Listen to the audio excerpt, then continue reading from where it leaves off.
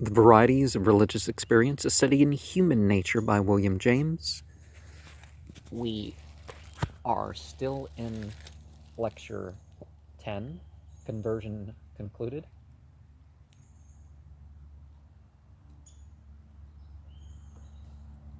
No words were spoken to me. My soul seemed to see my Savior in the Spirit. And from that hour to this, nearly 9 years now, there has never been in my life one doubt that the Lord Jesus Christ and God the Father both worked upon me that afternoon in July, both differently and both in the most perfect love conceivable. I rejoiced there, and then in a conversion so astounding that the whole village heard of it in less than 24 hours. Now, of course, if we look at the Bible where it says there shall be no God before or after or besides Yahweh, which it really isn't as a father or son or spirit God, you could say, but kind of beyond that. No Lord, no Savior besides. He surely had doubt. He just isn't. It just never dawned on him, you could say. But a time of trouble was yet to come. The day after my conversion, I went into the hay field to lend a hand with the harvest, and not having made any promise to God to abstain or drink in moderation only, I took too much and came home drunk. My poor sister was heartbroken, and I felt ashamed of myself and got to my bedroom at once, where she followed me, weeping copiously. She said I had been converted and fallen away instantly. But although I was quite full of drink, not muddled, however, I knew that God's work begun in me and was not going to be wasted. About midday, I made on my knees the first prayer before God for 20 years. I did not ask to be forgiven. I felt that was no good, for I would be sure to fall again. Well, what did I do? I committed myself to Him in the profoundest belief that my individuality was going to be destroyed, and He would take all from me, and I was willing. In such a surrender lies the secret of a holy life. Brian Head Welsh, I guess, had a similar experience to that. From that hour, drink has had no terrors for me. I never touch it, never wanted. The same thing occurred with my pipe.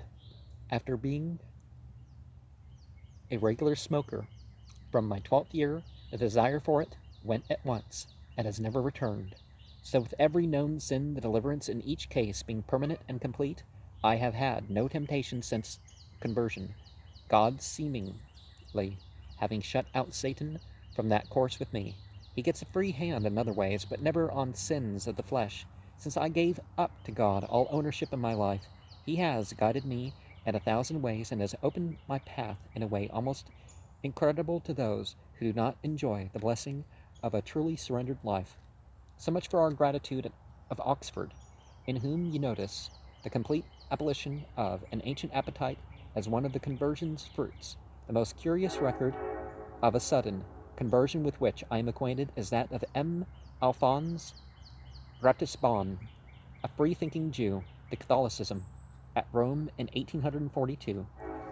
In a letter to a clerical friend, written a few months later, the convert gives a palpitating account of the circumstances, and William James's quotations are made from an Italian translation of this letter in the Biografia del Signor M. A. Ratisbonne Ferrara, 1843, which he has to thank Monsignor de O'Connell of Rome for bringing to his notice, and he abridges the original. The predisposing conditions appear to have been slight. He had an elder brother who had been converted and was a Catholic priest. He was himself irreligious and nourished an antipathy to the apostate brother and generally to his cloth. Finding himself at Rome in his 29th year, he fell in with a French gentleman who tried to make a proselyte of him, but who succeeded no farther after 2 or 3 conversions than to get him to hang half jocosely a religious medal around his neck, and to accept and read a copy of a short prayer to the Virgin. M. Ratisbonne represents his own part in the conversation as having been of a light and chaffing order, but he notes the fact that for some days he was unable to banish the words of the prayer from his mind, and that the night before the crisis he had a sort of nightmare, in the imagery of which a black cross with no Christ upon it figured. My favorite black cross, of course, is the Enochian black cross. It has 20 characters on it, but it's 52 letters. 52 squares. Nevertheless, until noon of the next day, he was free in mind and spent the time in trivial conversations. And giving his own words, if at this time any one had accosted me, saying, Alphonse, in a quarter of an hour ye shall be adoring Jesus Christ as your God and Savior. Ye shall lie prostrate with your face upon the ground in a humble church. Ye shall be smiting your breast at the foot of a priest. Ye shall pass the carnival in the college of Jesuits to prepare yourself to receive baptism, ready to give your life for the Catholic faith. You shall renounce the world and its pomps and pleasures. Renounce your fortune, your hopes, and if need be, your betrothed, the affections of your family, the esteem of your friends, and your attachment to the Jewish people. You shall have no other aspiration than to follow Christ and bear his cross till death. If I say a prophet had come to me with such a prediction, I should have judged that only one person could be more mad than he. Whosoever, namely, might believe in the possibility of such senseless folly becoming true, and yet that folly is at present my only wisdom and my sole happiness. Coming out of the cafe, I met the carriage of Monsieur B., the proselytizing friend. He stopped and invited me in for a drive, but he first asked me to wait for a few minutes whilst he attended some duty at the church of San Andrea della Frata. Instead of waiting in the carriage, I entered the church myself to look at it. The church of San Andrea was poor, small, and empty. I believe that I found myself there almost alone. No work of art attracted my attention, and I passed my eyes mechanically over its interior without being arrested by any particular thought. I can only remember an entirely black dog, which went trotting and turning before me as I mused. In an instant the dog had disappeared, the whole church had vanished, and I no longer saw anything. Or, more truly, I saw, oh my God, one thing alone. Heavens, how can I speak of it? No, human words cannot attain to expressing the inexpressible.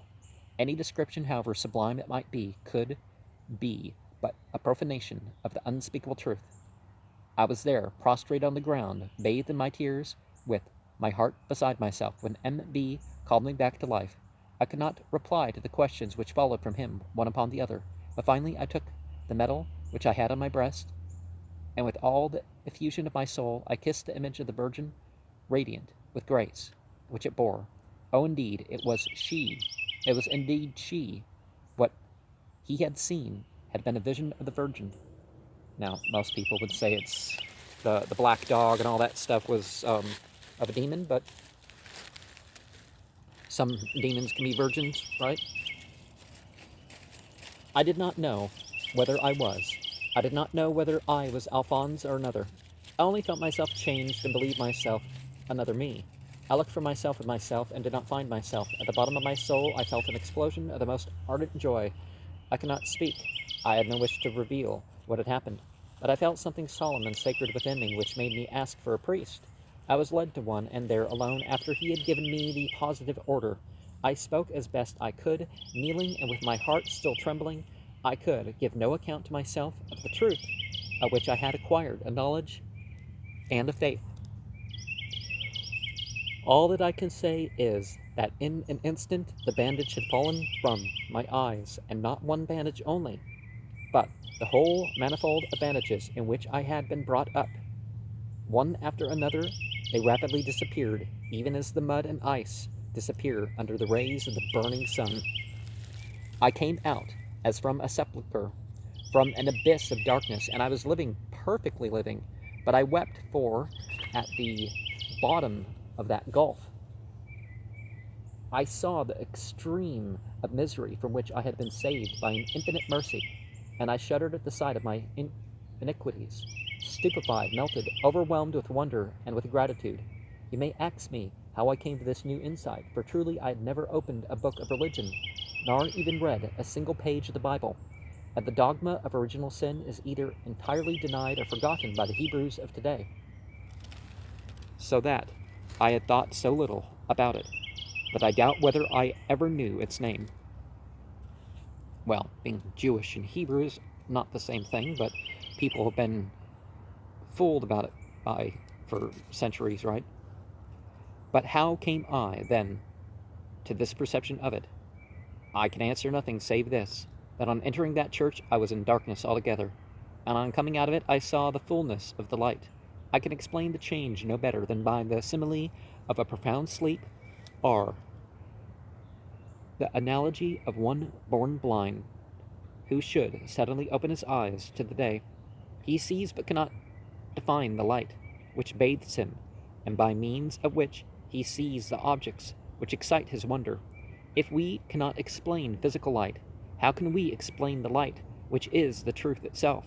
And I think I remain within the limits of veracity when I say that without having any knowledge of the letter of religious doctrine, I now intuitively perceived its sense and spirit, better than if I saw them. I felt those hidden things. I felt them by the inexplicable effects they produced in me. It all happened in my interior mind, and those impressions, more rapid than thought, shook my soul, revolted and turned it, as it were, in another direction, towards other aims, by other paths.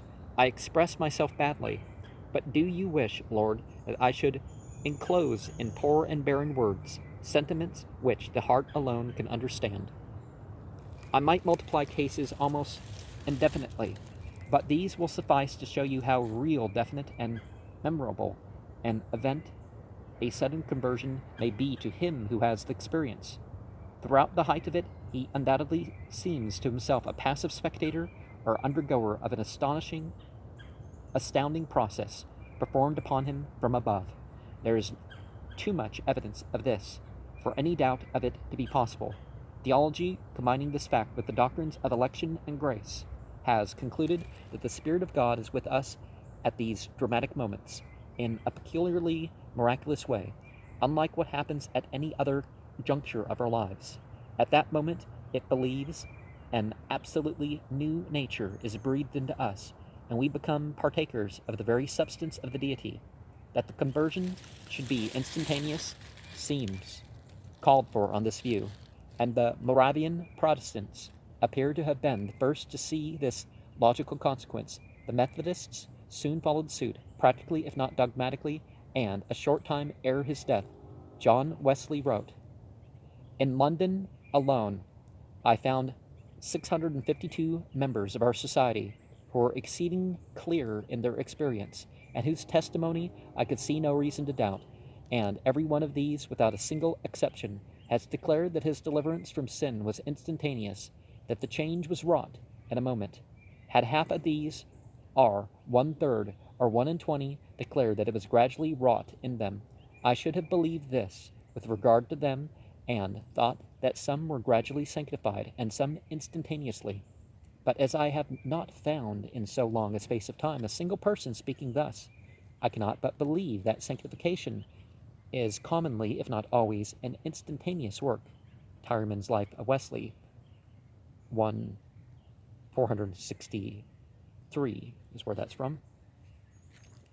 All this while, the more usual sects of Protestantism have set no such store by instantaneous conversion. For them, as for the Catholic Church, Christ's blood, the sacraments, and the individual's ordinary religious duties are practically supposed to suffice to his salvation, even though no acute crisis of self-despair and surrender followed by relief should be experienced. For Methodism, on the contrary, unless there have been a crisis of this sort, salvation is only offered, not effectually received, and Christ's sacrifice in so far forth is incomplete. Well, okay, if we have to go through our crisis and make our way out of it ourselves, what's the difference? Methodism surely here follows, if not the healthier minded, yet on the whole the profounder spiritual instinct. The individual models which it has set up as typical and worthy of imitation, are not only the more interesting dramatically, but psychologically they have been the more complete. In the fully evoked revivalism of Great Britain and America, we have, so to speak, the codified and stereotyped procedure to which this way of thinking has led. In spite of the unquestionable fact that saints of the once born type exist, that there may be a gradual growth in holiness without a cataclysm, in spite of the obvious leakage, as one may say, of much mere natural goodness into the scheme of salvation, revivalism has always assumed that only its own type of religious experience can be perfect. You must first be nailed on the cross of natural despair and agony, and then, in the twinkling of an eye, be miraculously released. It is natural that those who personally have traversed such an experience should carry away a feeling of it being a miracle rather than a natural process. Voices are often heard, lights seen, or visions witnessed. Automatic motor phenomena occur, and it will always seem, after the surrender of the personal will, as if an extraneous higher power has flooded in and taken possession. Moreover, the sense of renovation, safety, cleanness, rightness can be so marvelous and jubilant, as well as to warrant one's belief in a radically new, substantial nature. Conversion, writes the New England Puritan Joseph Alleine, is not putting in a patch of holiness, but with the true convert holiness is woven into all his powers, principles, and practice. The sincere Christian is quite a new fabric, from the foundation to the top stone. He is a new man, a new creature. And Jonathan Edwards says in the same strain, and I got a phone call once, John Edwards, who's it? It turned out somebody phoning from somebody else's number, and no, it wasn't that guy on TV. But anyway, it says in the same strain, those gracious influences, which are the effects of the Spirit of God, are altogether supernatural, are quite different from anything that unregenerate men experience. They are what no improvement, no composition of natural qualifications or principles will ever produce, because they not only differ from what is unnatural and from everything that natural men experience in degree and circumstances, but also in kind, and are of a nature far more excellent. From hence it follows that in gracious affections there are also new perceptions and sensations entirely different in their nature and kind from anything experienced by the same saints before they were sanctified. The conceptions which the saints have of the loveliness of God and that kind of delight which they experience in it are quite particular and entirely different from anything which a natural man can possess, or of which he can form any proper notion, and that such a glorious transformation as this ought of necessity to be preceded by despair is shown by Edwards in another passage. Surely it cannot be unreasonable, he says, that before God delivers us from a state of sin and liability to everlasting woe, he should give us some considerable sense of the evil from which he delivers us, in order that we may know and feel the importance of salvation and be enabled to appreciate the value of what God is pleased to do for us, as those who are saved are successively in two extremely different states, first in a state of condemnation and then in a state of justification and blessedness.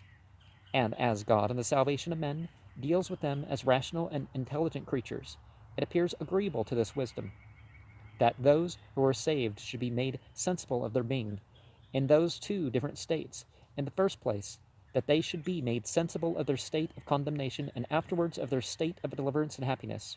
Such quotations express sufficiently well for our purpose the doctrinal interpretation of these changes.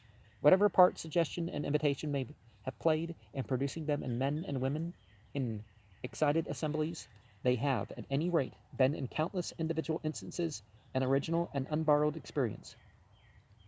Were we writing the story of the mind from the purely natural history point of view, with no religious interest whatever, we should still have to write down man's liability to sudden and complete conversion as one of his most curious peculiarities. What, now, must we ourselves think of this question? Is an instantaneous conversion a miracle in which God is present, as he is present in no change of heart, less strikingly abrupt? Are there two classes of human beings, even among the apparently regenerate, of which the one class really partakes of Christ's nature, while the other merely seems to do so? or on the contrary, may the whole phenomenon of regeneration, even in these startling instantaneous examples, possibly be a strictly natural process, divine in its fruits, of course, but in one case more and another less so, and neither more or less divine in its mere causation and mechanism than any other process, high or low, of man's interior life. Before proceeding to answer this question, I must ask you to listen to some more psychological remarks. At our last lecture, I explained the shifting of men's centers of personal energy within them and the lighting up of new crises of emotion. I explained the phenomena as partly due to explicitly conscious process of thought and will, but as due largely also of the subconscious incubation and maturing of motives disposed by the experiences of life. When ripe, the results hatch out or burst into flower. I have now to speak of the subconscious region in which such a process of flowering may occur. In a somewhat less vague way, I only regret that my limits of time here force me to be so short. The expression field of consciousness, that's like the Atma, right? Has but recently come into vogue in the psychology books. Until quite lately, the unit of mental life which figured most was the single idea, supposed to be a definitively outlined thing, but at present psychologists are tending first to admit that the actual unit is more probably the total mental state, the entire way of consciousness or field of objects present to the thought at any time, and second to see that it is impossible to outline this wave, this field, with any definiteness. As our mental fields succeed one another, each has its center of interest around which the objects of which we are less and less attentively conscious fade to a margin so faint that its limits are unassignable. Some fields are narrow fields, and some are wide fields. Usually when we have a wide field we rejoice, for we then see masses of truth together, and often get glimpses of relations which we divine rather than see, for they shoot beyond the field into still remoter regions of objectivity, regions which we seem rather to be about to perceive than to perceive actually. At other times of drowsiness, illness, or fatigue, our fields may narrow almost to a point, and we find ourselves correspondingly oppressed and contracted. Different individuals present constitutional differences in this matter of width of field, your great organizing geniuses are men with habitually vast fields of mental vision, in which a whole program of future operations will appear dotted out at once, the rays shooting far ahead into definite directions of advance. In common people, there is never this magnificent, inclusive view of a topic. They stumble along, feeling their way, as it were, from point to point, and often stop entirely. In certain disease conditions, consciousness is a mere spark, without memory of the past or thought of the future, and with the present narrowed down to some one simple emotion or sensation of the body. The important fact which this field formula commemorates is the indetermination of the margin, inattentively realized as is the matter which the margin contains, is nevertheless there, and helps both to guide our behavior and to determine the next movement of our attention. It lies around us like a magnetic field, inside of which our center of energy turns like a compass needle. As the present phase of consciousness alters into its successor, our whole past store of memories floats beyond this margin, ready at a touch to come in, and the entire mass of residual powers, impulses, and knowledges that constitute our empirical self stretches continuously beyond it. So vaguely drawn are the outlines between what is actual and what is only potential at any moment of our conscious life that it is always hard to say of certain mental elements whether we are conscious of them or not.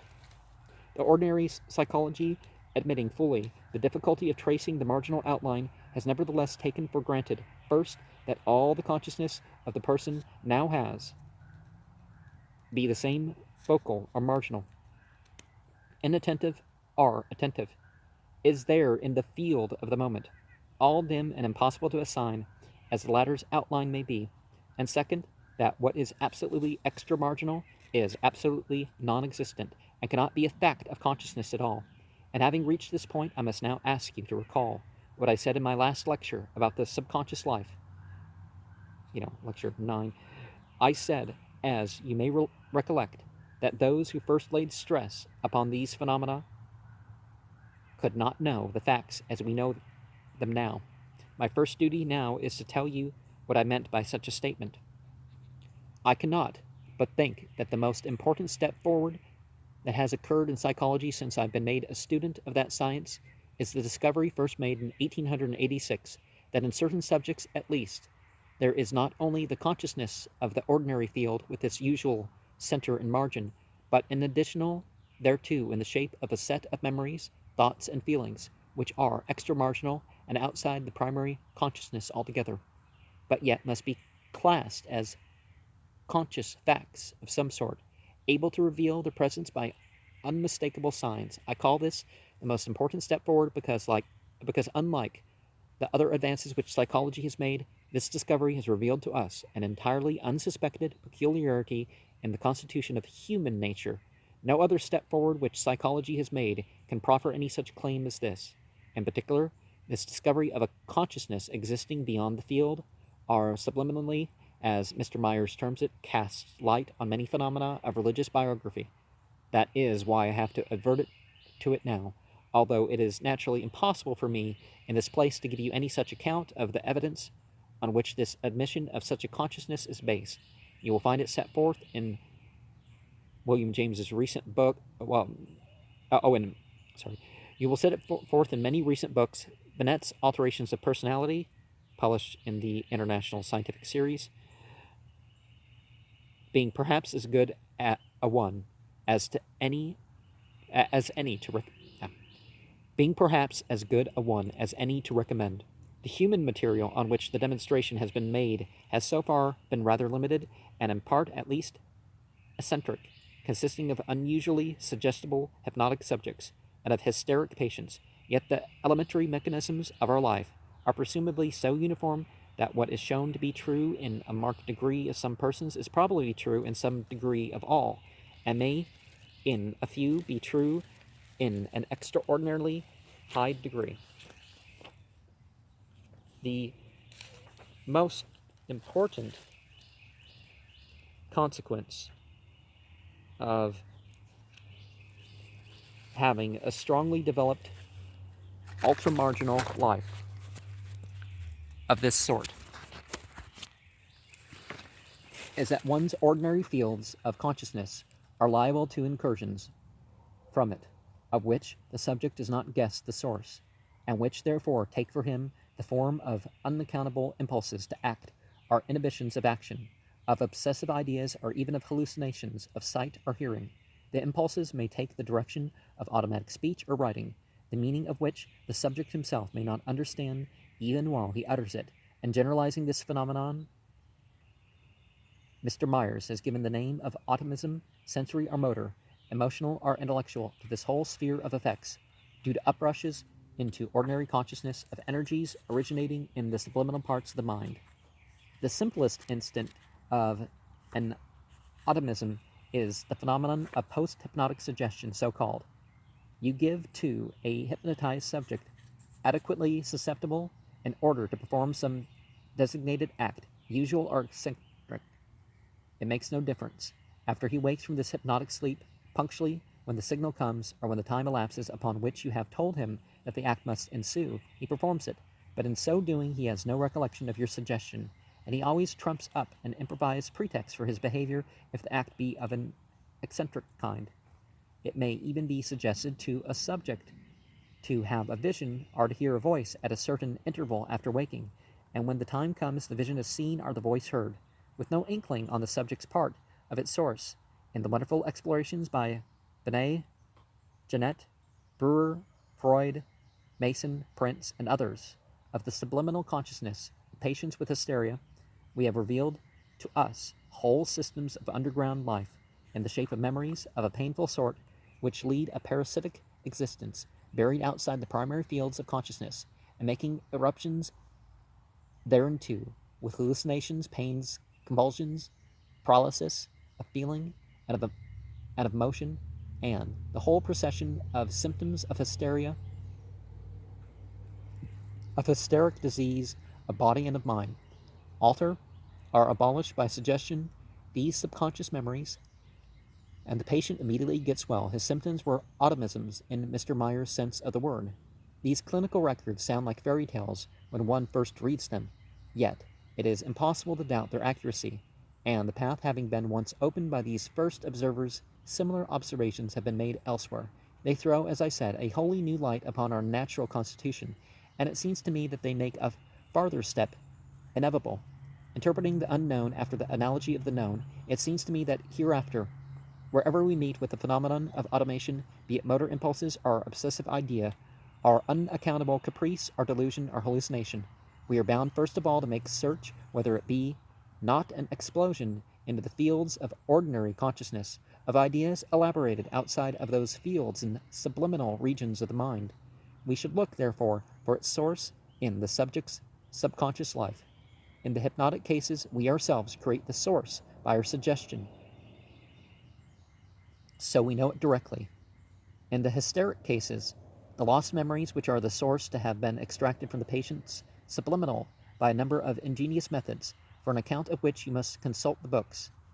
In other pathological cases, insane delusions, for example, are psychopathic obsessions. The sort is yet to seek, but by analogy it also should be in subliminal regions, which improvements in our methods may yet conceivably put on tap.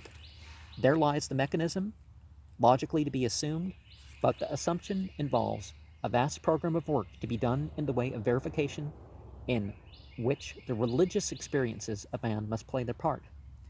The reader here, please notice that in my exclusive reliance in this lecture on the subconscious incubation of motives deposited by a growing experience, I followed the method of employing acceptable principles of explanation as far as one can. The subliminal region, whatever else it may be, is at any rate a place now admitted by psychologists to exist for the accumulation of vestiges of sensible experience, whether inattentively or attentively registered, and for their elaboration according to ordinary psychological or logical laws, and it results that end by attaining such attention that they may at times enter consciousness with something like a burst.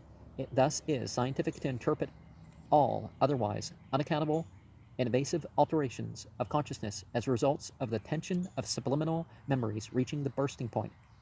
But candor obliges me to confess that there are occasional bursts into consciousness of results of which it is not easy to demonstrate any prolonged subconscious incubation. Some of these cases I used to illustrate the sense of presence of the unseen in Lecture 3 were of this order. Compare pages 59, 61, 62, 67. We shall see that other experiences of the kind, when we come to the subject of mysticism, the case of Mr. Bradley, that of M. Ratisbonne, perhaps that of Colonel Gardiner, possibly that of St. Paul, might not be so easily explained in this simple way. The result, then, would have to be ascribed either to a merely psychological nerve storm, a discharging lesion like that of epilepsy, or, in case it were useful and rational, in the two latter cases named, to some more mystical or theological hypothesis. I make this remark in order that the reader may realize that the subject is really complex, but I shall keep myself as far as possible at present to the more scientific view, and only as the plot thickens in subsequent lectures shall I consider the question of its absolute sufficiency as an explanation of all the facts that subconscious incubation explains a great number of them, there can be no doubt. And thus I return to our own specific subject of instantaneous conversions. You may remember the cases of Aline Bradley, Brainerd, and the graduate of Oxford converted at 3 in the afternoon. Similar occurrences abound, some with and some without luminous visions, all with a sense of astonished happiness out of being wrought on by a higher control. If abstracting altogether from the question of their value for the future spiritual life of the individual, we take them on their psychological side exclusively.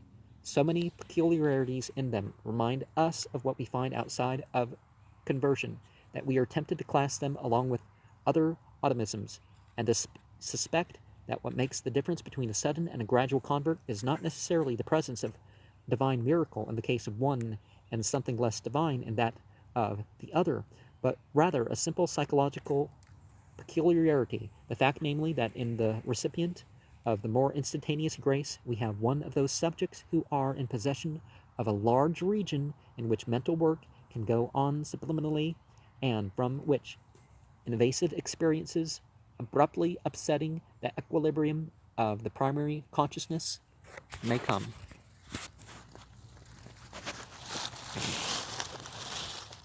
I do not see why Methodists need object to such a view. Pray go back and recollect one of the conclusions to which I sought to lead you in my very first lecture. You may remember how I there argued against the notion that the worth of a thing can be decided by its origin. Our spiritual judgment, I said, our opinion of the significance and value of a human event or condition, must be decided on empirical grounds exclusively. If the fruits for life of the state of conversion are good, we ought to idealize and venerate it, even though it be a piece of natural psychology. If not, we ought to make short work with it, no matter what supernatural being may have infused it. Well, how is it with these fruits? If we accept the class of preeminent saints, of whom the names illumine history, and consider only the usual run of saints, the shopkeeping church members, and ordinary youthful or middle-aged recipients of instantaneous conversion, whether at revivals or in the spontaneous course of Methodistic growth, you will probably agree that no splendor worthy of a wholly supernatural creature fulgurates from them or sets them apart from the mortals who have never experienced that favor. Were it true that a suddenly converted man, as such is, as Edwards says elsewhere, I am bold to say that the work of God and the conversion of one soul considered together with the source, foundation, and purchase of it, and also the benefit, end, and eternal issue of it, is a more glorious work of God than the creation of the whole material universe. Of an entirely different kind from the natural man, partaking as he does directly of Christ's substance, or something that he considers such anyways, there surely ought to be some exquisite class mark, some distinctive radiance attaching even to the lowliest specimen of this genius, to which no one of us could remain insensible, and which, so far as it went, would prove him more excellent than ever, the most highly gifted among mere natural men. But notoriously there is no such radiance. Converted men as a class are indistinguishable from natural men. Some natural men even excel some converted men in their fruits, and no one ignorant of doctrinal theology could guess by mere everyday inspection of the accidents of the two groups of persons before him that their substance differed as much as divine differs from human substance. The believers in the non-natural character of sudden conversion have had practically to admit that there is no unmistakable class mark distinctive of all true converts. The supernormal incidents, such as voices and visions and overpowering impressions of the meaning of suddenly presented scripture text, the melting emotions and tumultuous affections connected with the crisis of change, may all come by way of nature, or worse still, be counterfeited by Satan. The real witness of the Spirit to the second birth is to be found only in the disposition of the genuine child of God. You know, the Bible shows how that's a metaphor, but that's other programs, right? The permanently patient heart, the love of self eradicated, and this, it has to be admitted, is also found in those who pass no crisis, and may even be found outside of Christianity altogether. And a couple more programs with this one, right?